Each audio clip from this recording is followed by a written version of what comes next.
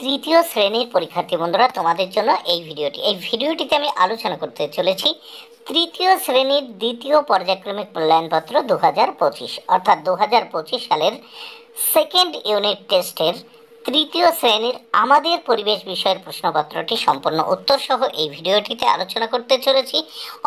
অবশ্যই দেখে নিতেই হবে। সিসি পদ্ধতি অনুসরণ করে প্রশ্নপত্রটি তৈরি করা হয়েছে। পূর্ণমান 30, সময় 60 মিনিট। তৃতীয় শ্রেণীর আমাদের পরিবেশ বিষয়ের প্রশ্নপত্রটি সম্পূর্ণ প্রশ্নপত্র তাহলে দেখে নেওয়া যাক।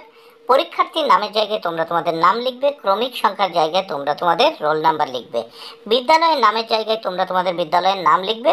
প্রাথমিক শিক্ষা পর্ষদের নির্দেশ অনুযায়ী নবপ্রবর্তিত পর্যায়ক্রমিক পদ্ধতি অনুসরণ করে প্রশ্নপত্রটি তৈরি হয়েছে। প্রথমেই এক দাগে আমরা দেখে নেব। দেখো, নিচের শূন্যস্থানগুলি পূরণ করো। 4টি প্রশ্ন উত্তর করতে হবে, 4 মার্ক। প্রথমে একের ক, আগে মানুষ ঠান্ডা থেকে বাঁচার জন্য পশুর চামড়া গায়ে দিত। শূন্যস্থানে হবে চামড়া। তারপর দেখে নাও একের খ, ম্যাপ কথাটার বাংলা অর্থ হলো মানচিত্র। শূন্যস্থানে বসাবে মানচিত্র। গ, আবোল তাবোল লিখেছেন সুকুমার রায়। শূন্যস্থানে সুকুমার কথাটি বসাবে। ঘ দাগে সব বড় ডাকঘরের একটা পিন নাম্বার আছে। শূন্যস্থানে পিন। এবার নেক্সট আমরা দেখব বাম দিকের সঙ্গে ডান দিক চিহ্ন দিয়ে মেলাও।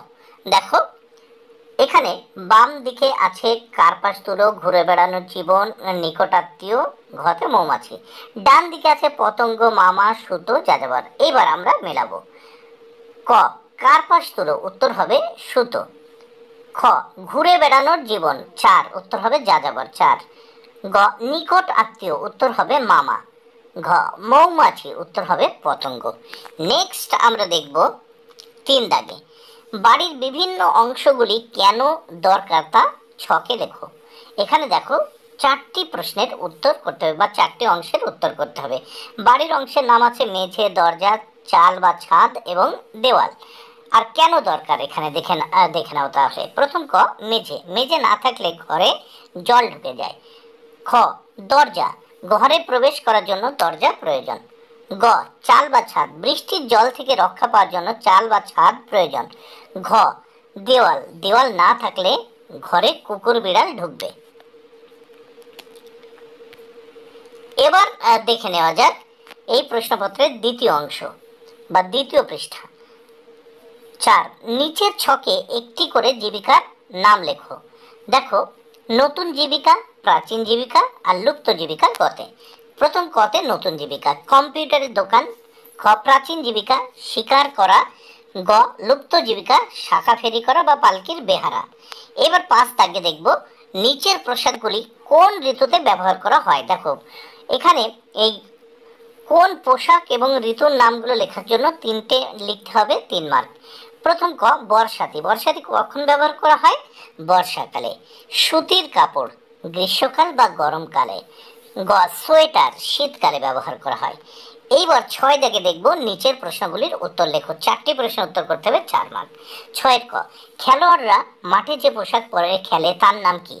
দেখো খেলোয়াড়রা মাঠে যে পোশাক পরে খেলে তার নাম হচ্ছে জার্সি। খ দাগে পশ্চিমবঙ্গের 2টি জেলার নাম করো। পশ্চিমবঙ্গের 2টি জেলার নাম নদিয়া, মুর্শিদাবাদ। এছাড়াও আছে বীরভূম, বর্ধমান, পুরুলিয়া, আরও আছে। তোমরা 2টো জেলার নাম লিখবে। এবার দেখো গ দাগে মামাতো ভাই বলতে কি বোঝো? উত্তর, মামার ছেলে হলো মামাতো ভাই। ঘ দাগে দেখো শুক্লতা রায় সত্যজিৎ রায়ের কে হন? উত্তর, শুক্লতা রায় সত্যজিৎ রায়ের পিসি। বন্ধুরা, ভিডিওটি ভালো লাগলে অবশ্যই লাইক, কমেন্টে শেয়ার করো।